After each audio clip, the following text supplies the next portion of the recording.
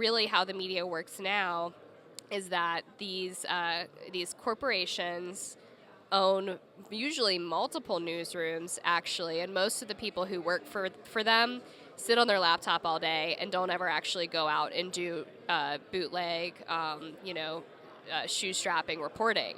They get a lot of their information directly from Democratic sources, whether that means activists or the DNC, members of Congress, and even left-wing cultural institutions like big tech.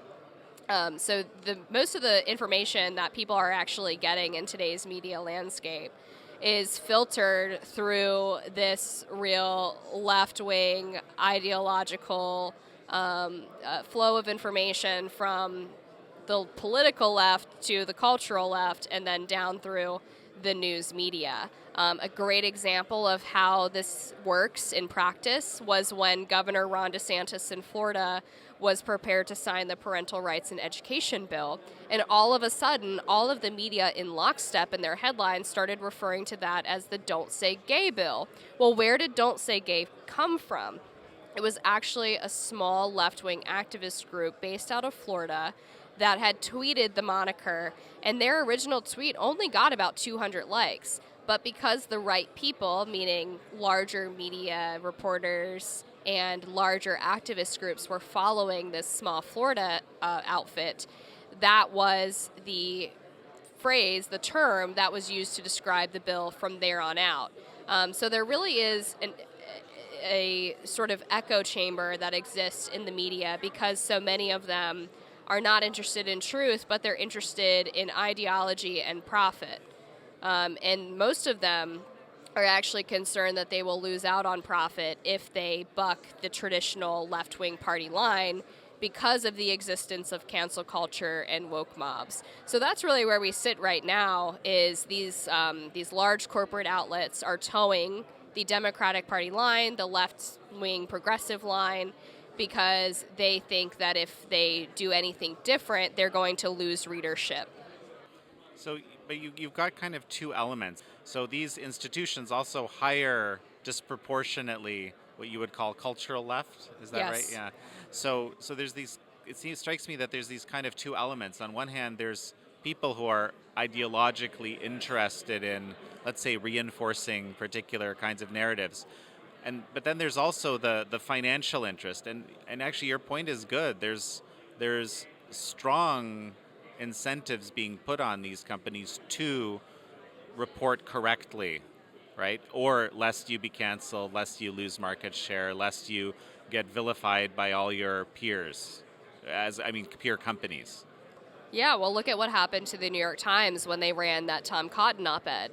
There was an internal revolt, but there was also an external revolt from left-wing subscribers. Most of the people who read the New York Times are coastal liberals, elites, and they want to be reading a certain narrative. They want the newspaper to confirm the way that they view the world. And for Tom Cotton to write in the pages of the New York Times that the National Guard should be sent in to quell riots, which none of the people who read the New York Times had seen firsthand, that was simply unacceptable to them. So they all threatened to cancel their subscriptions. But the internal revolts are another thing I want to touch on, because this is a good explanation for why the media has trended so far left as well. We have seen that the millennials who were orchestrating woke mobs in college, whether by shutting down speakers or lobbying the administrations for certain diversity quotas or racial sensitivity trainings, forced diversity requirements for undergraduate courses, have now graduated, and instead of, as many on the right suspected, being slapped in the face with reality and being told that there were no safe spaces in the real world, actually used the same tactics that they used on campus to infiltrate institutions and bend them to their will. At the New York Times, what those staffers were orchestrating with their public shaming of the organization for publishing Tom Cotton and his idea was the same way that the campus militant left would orchestrate guilt trips against speakers who would come on campus and say things they don't like, or professors who would teach truth as opposed to woke left ideology. So they've really exported those tactics and used them to strong-arm the media to go even further left than ever imagined. We have this cultural trend, and then we have this, financial incentivization or disincentivization element. It strikes me, is that enough to explain how, for lack of a better term, extreme many of these media have become in their reporting? Well, the other part of it is that we have to consider that the media was already sympathetic to these causes, because ever since media was objective after the penny press, it leaned left. People claim that there was this era of objectivity that we should strive to return to. But the reality is that the Walter Cronkites of the world were just as liberal as Jake Tapper is on CNN, if not more so. And if you look at the breakdown statistically of who actually is in the media, they are overwhelmingly from a wealthy background. They are overwhelmingly registered as Democrats. They overwhelmingly believe in left-wing causes or have ties to left-wing activism. They overwhelmingly voted for Hillary Clinton, for example.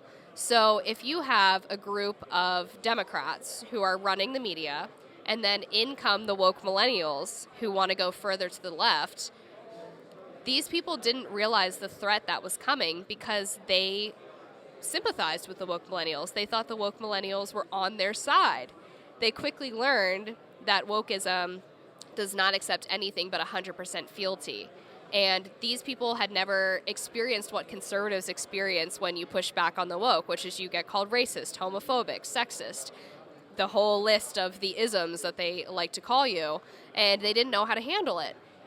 To a coastal elite liberal, being called a racist is the absolute worst thing you can be called in your entire life. So when the woke millennials came into the newsrooms and started telling them that unless they followed their demands, they were racist, they said, okay, you're right, sorry, do whatever you want to do.